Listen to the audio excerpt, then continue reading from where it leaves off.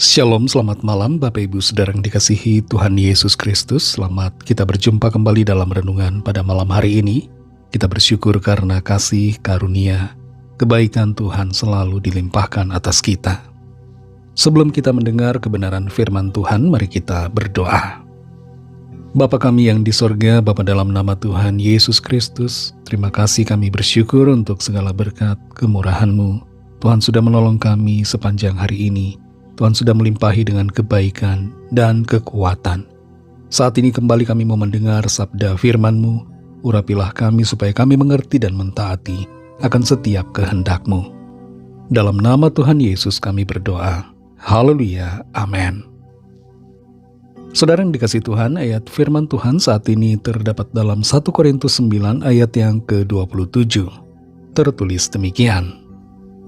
Tetapi aku melatih tubuhku dan menguasainya seluruhnya, supaya sesudah memberitakan Injil kepada orang lain, jangan aku sendiri ditolak.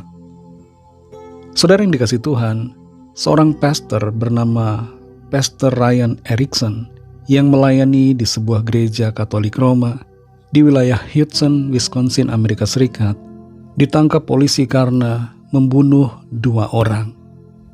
Pastor Ryan Erickson melakukan pembunuhan itu karena ingin menutupi kelakuannya yang menyimpang.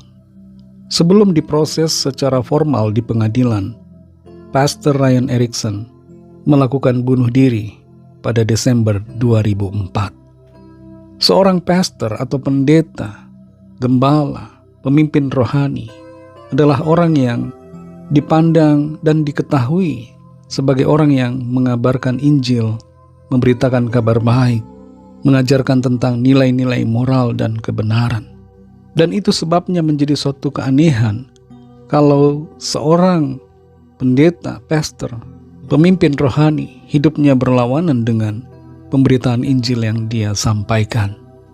Dan bukan hanya pastor atau pendeta atau pemimpin rohani, tapi kita semua sebagai anak-anak Tuhan, kita juga perlu untuk menjadi penyampai Injil dan sekaligus orang yang menghidupi Injil dalam keseharian kita. Dalam 1 Korintus 9 ayat 27 ini tertulis, tetapi aku melatih tubuhku dan menguasainya seluruhnya, supaya sesudah memberitakan Injil kepada orang lain, jangan aku sendiri ditolak. Rasul Paulus di sini memberikan suatu batasan dan ketetapan bagi setiap orang yang percaya, dan bukan hanya untuk dirinya sendiri saja, tapi tentu dimulai dari dirinya untuk menjadi contoh bagi semua orang percaya. Sebagai pemberita Injil, Rasul Paulus menetapkan bahwa dia juga harus menghidupi Injil itu dengan cara melatih tubuhnya dan menguasai seluruhnya, supaya kehidupannya berkenan kepada Tuhan, supaya hidupnya dikendalikan oleh Roh Kudus, bukan hawa nafsu, kedagingan, khususnya kedagingan dan hawa nafsu yang berdosa. Tujuannya adalah supaya dia sendiri tidak ditolak oleh Tuhan. Menginjili orang lain adalah hal yang baik. Kita perlu menyampaikan kabar keselamatan, tapi kita juga perlu menginjili diri kita sendiri.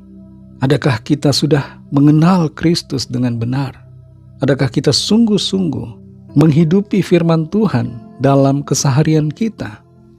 Ataukah kita menginjili orang lain, tapi kita tidak menghidupi Injil itu secara pribadi? Ada istilah self-healing yang artinya menyembuhkan diri sendiri.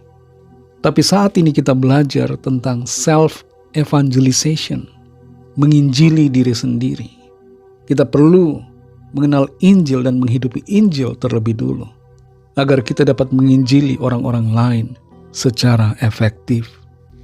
Rasul Paulus menyatakan di sini bahwa jangan sampai dirinya sendiri ditolak.